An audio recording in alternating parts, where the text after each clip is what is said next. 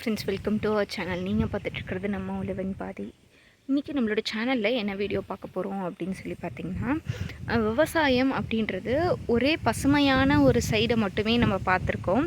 ஏன்னா நம்ம யூடியூப்பில் காமிக்கிறது நிறையா ஷேர் பண்ணுறது ஹாப்பினஸை மட்டுமே ஷேர் பண்ணுறோம். ஆனால் விவசாயத்தில் ஹாப்பினஸ் அப்படின்றது ஒரு 30% இருக்குது அப்படின்னா, அதில் பேலன்ஸ் இருக்க 70% ஏதாவது ஒரு கஷ்டம் இருந்துகிட்டே தான் இருக்கும்.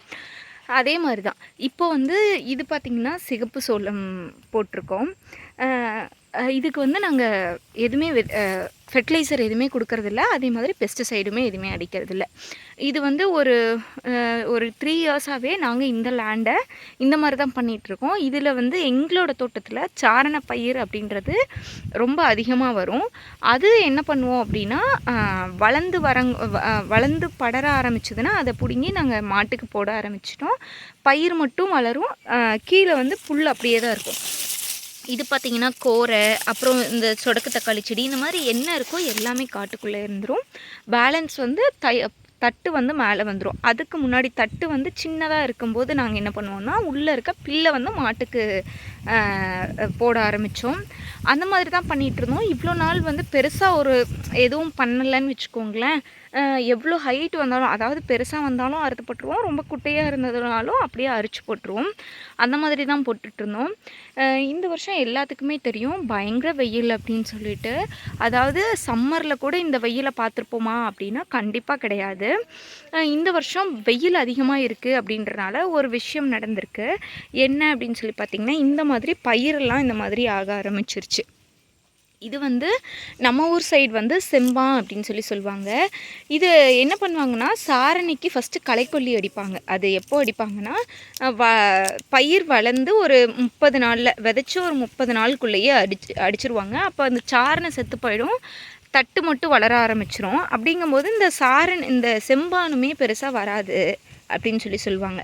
இந்த வருஷம் என்னாச்சுன்னா, நம்ம 3 வருஷமாகவே எதுவுமே அடிக்காதனால நம்மளோட மண்ணில் பெருசாக அந்த ஃபெர்டிலைசர்ஸ்லாம் எதுவுமே இல்லை. வெயில் அதிகமாக இருக்கனால என்ன ஆயிடுச்சுன்னா, இந்த மாதிரி பார்த்திங்கன்னா தெரியும் எவ்வளோ ப்ரௌன் கலரில் ஃபுல்லாக ஃபுல்லாகவே சாப்பிட்ருச்சு. இது செம்பான் திங்குது அப்படின்னு சொல்லுவாங்க. இது கரெக்டாக இதோட இது என்னன்னு தெரில. கண்டிப்பாக அதை சர்ச் பண்ணி என்னன்னு சொல்கிறேன். இந்த மாதிரி ஃபுல்லாகவே சாப்பிட்றோம். என்ன ஆகும்னா, இது ஃபஸ்ட்டு ஒரு சைடில் இருக்கும், அது அப்படியே ஸ்ப்ரெட் ஆகி காடு ஃபுல்லாக போயிட்டு இது வேஸ்ட்டாக போயிடும். இது பார்த்திங்கன்னா இதில் ஒரு சத்துமே இருக்காது. இதை இனிமேல் பெருசாக எதுவுமே விளைச்சலுக்கு, அதாவது தட்டு வர வைக்கிற அளவுக்கு விளைச்சல்லாம் வராது. பார்த்திங்கன்னா தெரியும் ஒரு மாதிரியாக ஆயிடுச்சு. செடியுமே இந்த மாதிரி ஆக ஆரம்பிச்சிருச்சு. ஃபஸ்ட்டு அந்த எண்டில் மட்டும் வந்துச்சுங்க, இப்போ ஃபுல்லாக ஸ்ப்ரெட் ஆகி இதுவரை வந்துடுச்சு. இது என்னென்னா, ரொம்ப எதுவும் அந்த பூச்சி மேலே புழு அந்த மாதிரிலாம் இருக்குன்ட்டு இல்லை, வெயில்னால இது இந்த அளவுக்கு வருது. இதுவே மழை நல்லா பயங்கரமாக ஒரு இன்ச் மழை அந்தளவுக்கு பெஞ்சுது அப்படின்னா இந்த செம்பான் நீங்கிடும் அப்படின்னு சொல்லுவாங்க. நீங்கிடும் அப்படின்னா அந்த நோய் போயிடுமா. அந்த மாதிரி ஒரு இது வெயிலுக்காக தான் இதாகுது. ஆனால் வெயிலில் இதை உள்ளே என்ன இருக்குது அப்படின்றது தெரில. ஆனால் இது செம்பான் அப்படின்னு சொல்லுவாங்க. இதுக்கு பெஸ்டிசைட் தான் அடிப்பாங்க.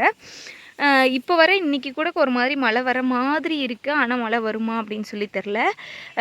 லாஸ்ட்டு ஒரு 20 டேஸாக இங்கே பயங்கர வெயில். எல்லா இடத்துலையுமே அதை ஃபீல் பண்ணியிருப்போம் அப்படின்னு நினைக்கிறேன்.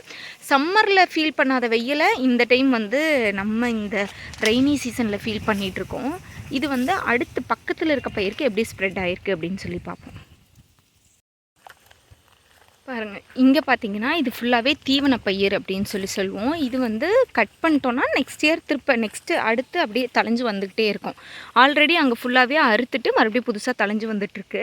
இப்போ இதில் எல்லாம் ஸ்ப்ரெட் ஆகிட்டு, இங்கேருந்து அந்த செம்பா இது ஃபுல்லாக ஸ்ப்ரெட் ஆகிட்டு இதை எந்த அளவுக்கு சாப்பிட்ருச்சு அப்படின்னு பாருங்கள்.